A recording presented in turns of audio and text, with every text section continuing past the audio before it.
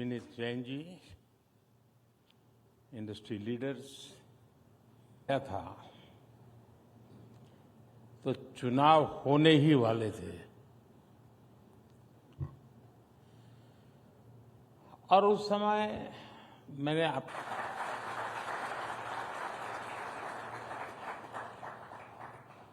मुझे संतोष है कि ये स्पीड आज जनता का आशीर्वाद लगातार मिल रहा है।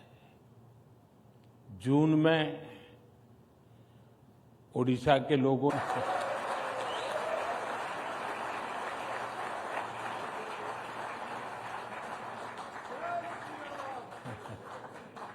दिल्ली के लोगों ने हमें चल रही है।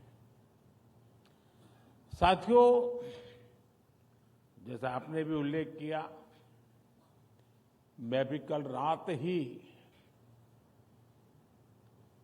जिस विश्वास से भरे हुए हैं, ये पहले कभी नहीं था और कुछ चीजों में उसे लीड भी कर रहा है। मैं कभी-कभी भारत में रिफॉर्म्स की एक नई क्रांति शुरू हो। आप पैसे जो हिंदी समझते होंगे उनको मेरी बात तुरंत समझ में आई होगी।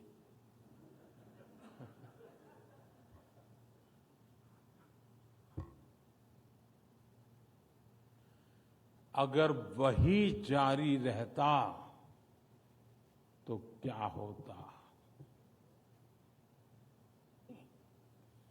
कि 2044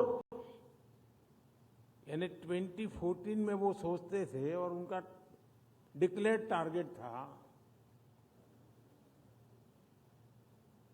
यानी 30 साल का टाइम पीरियड था। ये था कांग्रेस का। और साथियों, मैं पूरी जिम्मेवारी से कह रहा हूं, अब अगले कुछ सालों में ही आप भारत को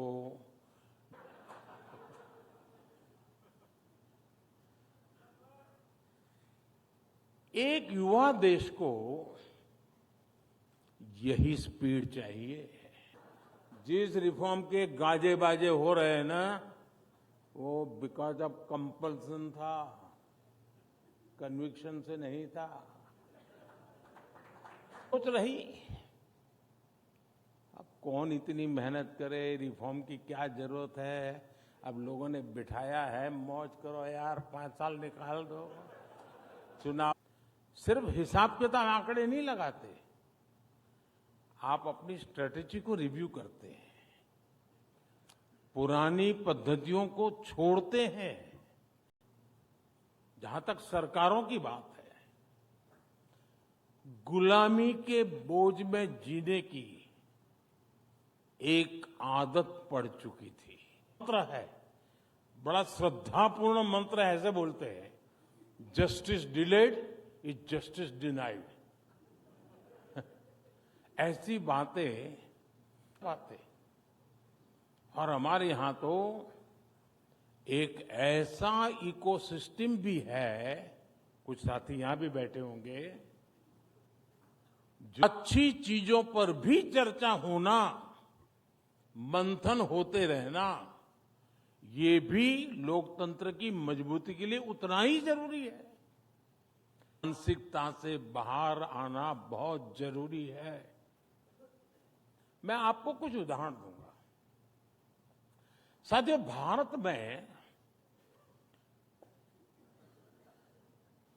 क्योंकि गुलामी की मानसिकता में जीने की आदत हो गई थी। इनका मकसद 1860 में जो कानून बने, इसलिए इस सिस्टम के कारण न्याय मिलने में कई साल लग जाते थे।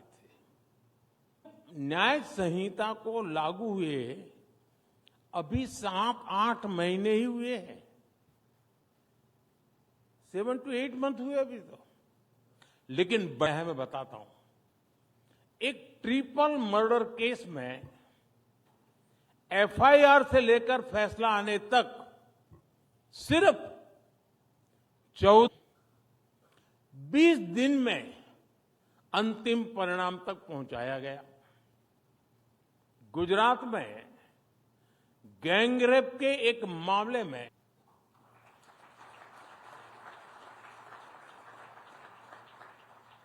आंध्र प्रदेश में 5 महीने के एक बच्चे से ई प्रिजन मॉड्यूल से बड़ी मदद मिली। इसी तरह एक राज्य में रेप और मर्डर का केस हुआ और उसमें आज लोगों को तेजी से न्याय मिलने लगा है। साथियों, ऐसा ही एक बड़ा रिफॉर्म है।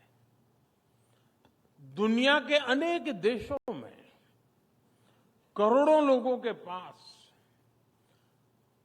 प्रॉपर्टी के कानूनी इतना सरदर्द उठाए जी, कौन मेहनत करे?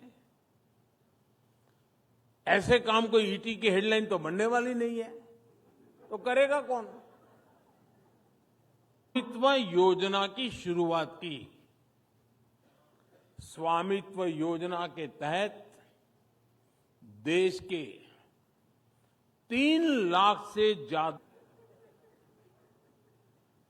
स्वामित्व लिखना जरा ईटी के लिए तकलीफ वाला है, लेकिन फिर भी वो तो आदत से हो जाएगा। यानी 100 लाख करोड़ रुपयों की प्रॉपर्टी पहले भी गांव में मौजूद थी। गरीब आज पूरे देश से ऐसी खबरें आती हैं कि कैसे स्वामित्व योजना के प्रॉपर्टी कार्ड से लोगों का छोटे से मकान में रहता था, जैसे ही प्रॉपर्टी कार्ड मिला तो उनको बैंक से करीब 8 लाख का लोन मिला। राज्य में एक गांव में एक व्यक्ति ने प्रॉपर्टी कार्ड दिखाकर बैंक से 4.5 लाख का लोन लिया। उस कई उदाहरण हैं जिनसे गांवों में गरीबों को कमाई के नए रास्ते बन रहे हैं। ये रिफॉर्म पर विकास नहीं पहुंचा पाई और ये उनके गवर्नेंस की कमी थी। बजट तो होता था, डिक्लेयर भी होता था। पिछड़े जिले, बैकवर्ड डिस्ट्रिक्ट, इसका लेबल लगाकर उन जिलों को अपने हाल पर छोड़ दिया। इन जिलों को कोई हाल, उस स्थिति को मैंने एक चुनौती के रूप में लिया और पूरे अप्रोच को ही बदल डाला। देश के युवा अफसरों को वहां पर ड्यूटी देना शुरू कर दिया। माइक्रो लेवल पर गवर्नेंस को सुधारने का प्रयास शुरू किया। नेशनल डिस्ट्रिक्ट्स देश के इंस्पिरेशनल डिस्ट्रिक्ट बन चुके हैं। बेटा जिले में सिर्फ 26% एलिमेंट्री स्कूलों में ही सही स्टूडेंट टू टीचर्स रेशियो था।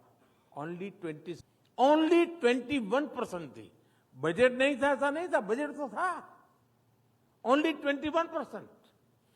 उसी प्रकार से यूपी के चंदौली, कई जिले बेहतरीन प्रदर्शन कर रहे हैं। यूपी के श्रावस्ती में 49% से बढ़कर प्रयोग बहुत सफल रहा। ग्रास रूट लेवल पर परिवर्तन लाने का प्रयास सफल रहा। तो जैसे पहले हमने 100 करीब एस्पिरेशनल डिस्ट्रिक्ट आइडेंटिफाई किए, साथियों यहां बहुत बड़ी संख्या में इंडस्ट्री लीडर्स बैठे हैं। आपने कई दशक देखे कहां थे और आज कहां है। एक दशक पहले भारत के बैंक भारी संकट से एक था जहां एक्सेस टू क्रेडिट सबसे मुश्किल था। साथियों, हमने बैंकिंग सेक्टर को मजबूत करने के लिए ये तर्क दिया जाता था कि देश में बैंक ब्रांच नहीं है तो कैसे फाइनेंशियल इंक्लूजन होगा। आज लाख करोड़ रुपए उन लोगों तक पहुंचे हैं जिनको बैंकों की पुरानी व्यवस्था के तहत लोन मिल ही नहीं सकता था। किसानों को मिलने वाला लोन भी 2 गुने से अधिक किया है। हम बहुत बड़ी संख्या में लोन दे रहे हैं, बड़े अमाउंट में लोन दे रहे हैं। रिकॉर्ड एनपीएस पर चिंता जताने वाले एडिटोरियल छपते थे। आज आपके अखबार में क्या छप रहा है? अप्रैल से दिसंबर तक ये दिखाता है कि हमारी इकोनॉमी के पिलर्स कितने मजबूत हो रहे हैं। साथियों, बीते दशक में हमने इंफ्रास्ट्रक्चर में भी अभूतपूर्व विकास हुआ है। इससे देश में लॉजिस्टिक कॉस्ट घट रही है और ये मेरा कन्विक्शन है। सरकार का दखल और कम हो, इसके लिए सरकार एक डीरेगुलेशन कमीशन भी बनाने। जब दुनिया में पहली औद्योगिक क्रांति शुरू हुई तो भारत में गुलामी की जकड़न, रॉ मटेरियल बाहर ले जाया जा रहा था। आजादी के बाद भी स्थितियां ज्यादा नहीं बदली। जब दुनिया ले ही भारत नहीं ले पाया, लेकिन चौथी औद्योगिक क्रांति में भारत दुनिया के साथ बहुत अहम सहभागी मानती है। सरकार ने बहुत सारे नए सेक्टर्स को प्राइवेट सेक्टर के लिए, सेक्टर में यूथ के लिए बहुत सारा स्कोप दिख रहा है। प्राइवेट फर्म्स के लिए कॉमर्शियल कोल माइनिंग का क्षेत्र हम प्राइवेट सेक्टर को आगे बढ़ा रहे हैं ताकि इसमें और एफिशिएंसी आए। हमारे इस बार के बजट में भी साथियों, आज हमारी पॉलिटिक्स भी परफॉर्मेंस ओरिएंटेड हो चुकी है। अब संवेदनशील होना बहुत जरूरी है, उसकी पहली आवश्यकता है। हमसे पहले जिन पर पॉलिसी मेकिंग के साथ उन्हें सुलझाने के लिए जरूरी कदम उठाए, आज दुनिया की तमाम स्टडीज बताती है कि बीते दशक में इतना बड़ा वर्ग नियो मिडिल क्लास का हिस्सा बन गया। ये नियो मिडिल क्लास की सीमा को 7 लाख से बढ़ाकर 12 लाख किया है।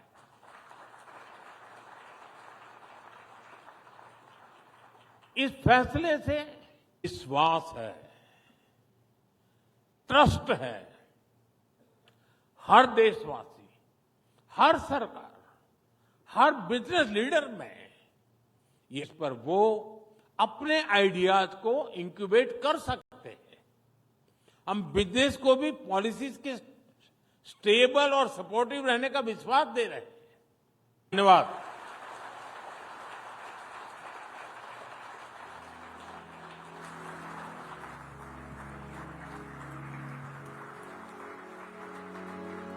ये कहूंगी मशहूर कवि केदारनाथ अग्रवाल की पंक्तियां।